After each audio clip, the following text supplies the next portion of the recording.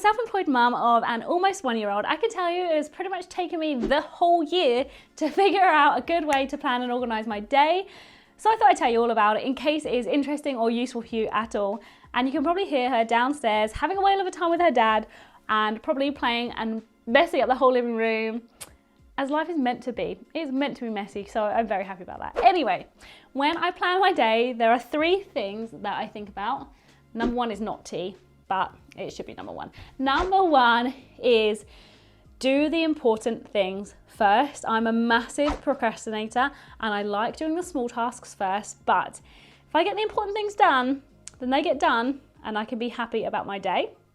Number 2 is to plan for the unexpected, and I hate saying things like that because that's a really stupid thing to say. It's not something you can actually do, but with a baby, as I'm sure you're well aware, things change all of the time, day to day. For example, today she was meant to be in nursery for 4 hours. It's the one day she goes to nursery and she hasn't been feeling very well for the last week or so. So we decided today not to take her to nursery just in case she picked up anything else, because they have had sickness and diarrhea and foot and mouth. So that's fun. So we decided to keep her at home so that she can hopefully stay healthier for a little bit longer and just get better. But that's number 2. And number 3, when things go wrong and you can't work, just drop it. Because there is no point stressing out, trying to fit the work in when you need to look after the baby, whether that's just playing or whether that's taking them somewhere fun, or whether they're not feeling very well and you just need to look after them. And that is something I've learned the hard way, where I sit there and I try and get the last bit of my email done and she crawls up and bashes my laptop and I think, okay, she'd clearly given me a sign that I need to pay her attention. So those are the 3 things I bear in mind when I actually plan my day. But to get into the day-to-day of it, my day actually starts the night before, which makes no sense, but I plan my day the night before, usually while I'm in bed, and I can kind of think about what I'm doing for the day. So the way my day starts is usually after having very little or no sleep. So I am breastfeeding at the moment, and like I said, she's not very well. So I've been breastfeeding her very, very, very frequently in the night because she's not having food at the moment, which is unlike her. So the doctor told me I just need to keep breastfeeding her. So right now I'm in this really tricky stage where I'm up all of the time feeding her at night time. So the deal is that when she wakes up for the day, I give her to my husband and he takes her downstairs and they go and play and they have a wonderful time. And then he feeds her breakfast and then he brings her up to me, and that is when my day starts. So my day starts feeding the baby. And when I fed her, we then play. We have lots of playtime upstairs. I get a box of toys down from the shelf and just throw them all over the floor and we just play with them. And that's just kind of, I know, it's just a really lovely way to start my day. I love my day starting with playing with the baby. Then I get myself dressed while we're still playing and then the work starts. So all I do is just open the laptop and I look at my emails, open my email app and just have a look and see what I've got. And I usually have somewhere between 10 to 15 emails per day that come in the morning, and that's not including Instagram messages, comments, Facebook messages, WhatsApp, which I always forget I have WhatsApp. So if you ever WhatsApp me, I'm probably not going to reply. And just multiple different YouTube channels, Facebook groups, things like that. So there's a lot of different platforms going on, but I start with emails. And all I do is just have a brief look at them, see what I've got going on, see what things are hard to reply to, take a bit of thinking about, and then the things that will just take me 2 seconds to file. Then I close the laptop. I don't do any work at that point. I just close the laptop. And then we take a family trip out. So me, my husband, the baby and the dog, we all go out for a dog walk in the morning. And that is one of my favorite things to do because it allows me and my husband to talk about the day and figure out what we're going to do with the day. And it also gives my brain time for things to sink in. I'm a thinker, so I can't really act on things very, very quickly. I like to think about things, and then I'm so much quicker. If I can think about something in advance, what I'm going to reply to an email, for example, I can just get it done really, really quickly. When we are back from the walk, the baby is usually asleep, and this is my key time. This goes back to point number 1, which is to get the important things done first. So when we are back from that dog walk, firstly I have to eat breakfast because I usually haven't eaten by then. I eat quite late. But I then get my work done, and depending on what I have on that day, I always start with my emails, and most of them can be filed instantly. So some are just kind of automatic emails that come through that I do need, but they just need to get filed. Some are personal emails, like if I'm getting deliveries or if I bought something like the Sainsbury's shop, I just ignore those ones and I leave them for later in the day. And then I get the emails from clients or prospective clients that I do need to reply to. And depending on what that message is and how important it is, I will or will not reply. So some of my but my email replies say that I get back to people in 72 hours because I have two jobs, two businesses that I run. And one is a physical business that I go to and I teach. And I'm in the fitness niche, so I'm not a teacher in that sense. And the second one is an online one. So my day-to-day kind of changes quite a lot in terms of what I actually need to do. So usually a lot of my emails can wait if I don't have enough time for them, because I tell people that I get back to them in 72 hours just because I'm editing a lot, I'm filming a lot, and I'm teaching a lot. So I don't always have time every day to get back to my emails. So I do the really important ones first, and hopefully I can get most of them done, but realistically I don't. I have to leave them for another day, another time. Then I usually get my editing done, and it's really specific editing that I have to do. It takes me a long time to do it, and it takes me about an hour for a 3-minute video, which might not be a very long time, but that's kind of stage one. Then I need to render it, watch it back, upload it, There's lots of things I need to do. So that in particular, each video takes me about an hour, and she will only nap for 1 hour. If I'm lucky, I get an hour and a half. So that's why I have to get the important things done first. So sometimes I get videos edited like that, and sometimes I don't. Then when she wakes up, it's usually lunchtime. So at lunchtime, we obviously have lunch. I feed her first, and then I'll go make my lunch. If my husband's around, he'll come and have lunch with us too. He's also self-employed, so it kind of depends what we're doing on the day as to who's doing what, but usually I'll do lunchtime. This is obviously based on a day that I am not taking her to a baby class and I'm not going to meetings or anything like that. So then we have lunch, and then we have playtime.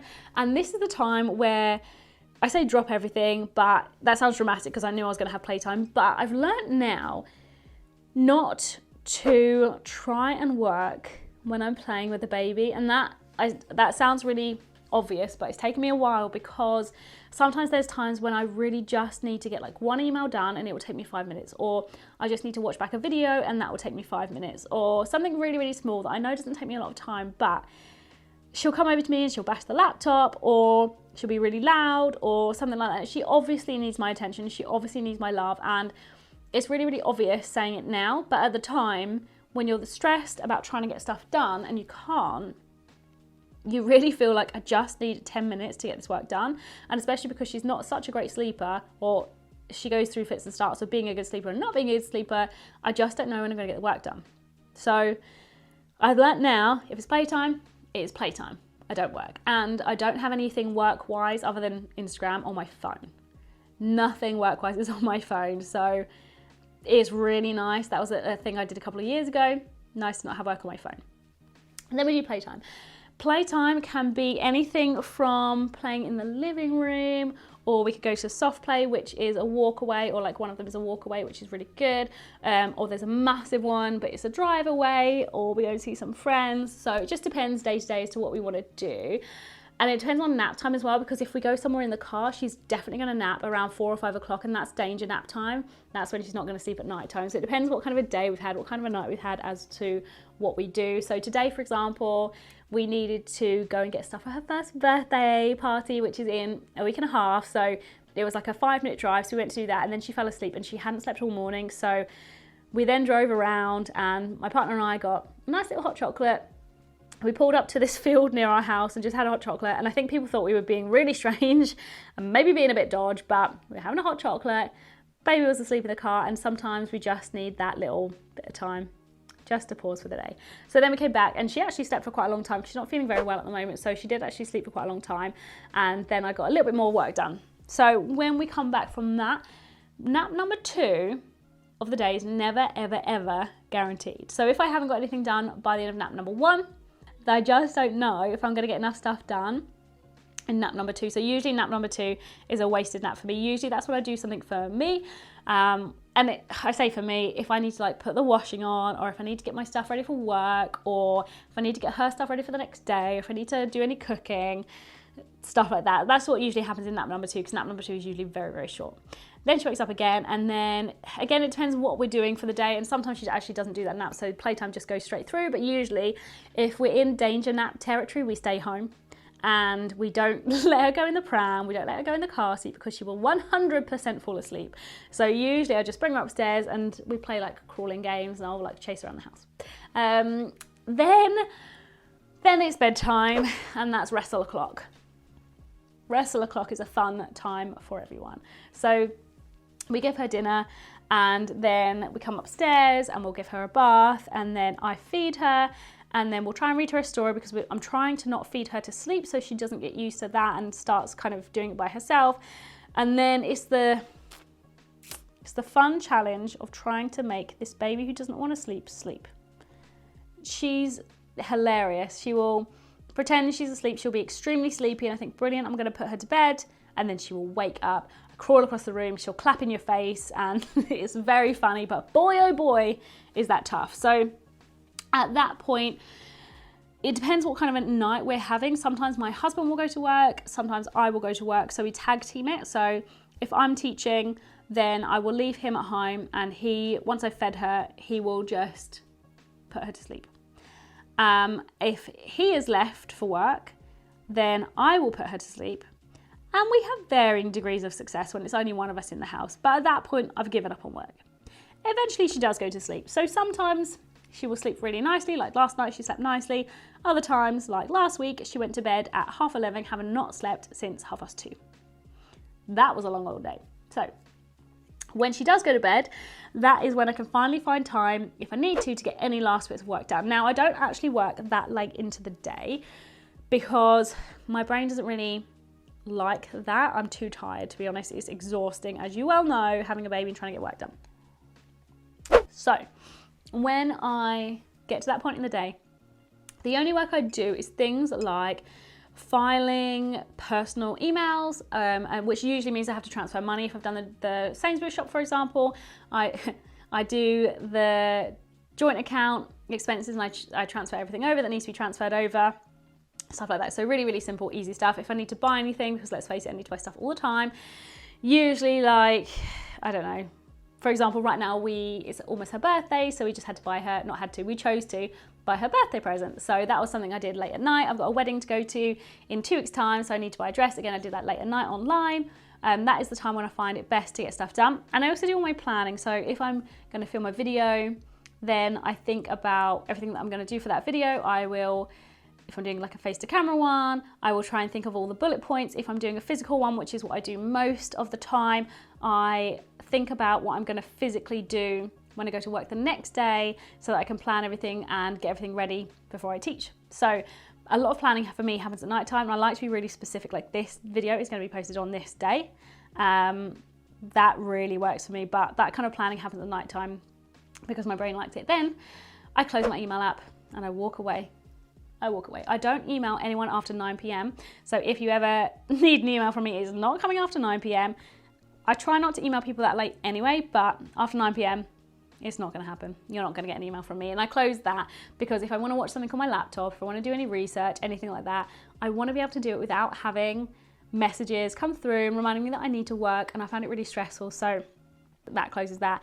And then hopefully I can have a nice evening with my husband, and we'll just, well, to be honest, I'm not going to lie, I was going to try and make it sound better than it is, but I don't want to lie to you. What we actually do is we'll watch TV, he falls asleep within 10 minutes, I usually spend the rest of the time on my phone looking up stuff, and then I'll fall asleep, then I come upstairs because he snores, wakes me up, and then we both go to bed. So that's our rock and roll existence. So my days change quite a lot depending on what I'm doing. Some days we have baby classes, and that will be kind of her big like doing thing for the day, but I always really try and make sure that I make the most of the first nap of the day, because that is the guaranteed nap of the day. Because I'm still breastfeeding her, I also get a lot of time when she's just on me breastfeeding, and sometimes at the moment she's falling asleep for about an hour. So if I need to do anything like reply to YouTube comments, Instagram comments, things like that, I can do that on my phone. As much as I don't have messages that like emails that come to me on my phone, I can have access to those things on my phone, so I can get those done while I'm breastfeeding her. Or if we're in the car and she falls asleep, when I get to wherever I'm going, I'll just sit in the car. I think we've all done that, right? Where you just sit in the car, and sometimes you just need a moment. But when I'm taking me time, when I'm taking time for the baby, I do not work. I do not get anything done in those times. So My biggest take home, if I were to tell my past self, my future self, if I were to tell myself again, I would definitely say to find those times, like the precious nap times, where you're guaranteed or almost guaranteed to get work done. Get the important things done in those times, and then just don't worry about the other stuff. There's going to be always more time to get work done. You don't always get more time with the baby, so get the important stuff done, write it off, and move on. Hopefully that's been helpful rather than me just talking at you. I've enjoyed it. I've had a nice cup of tea, and I hope you have as well.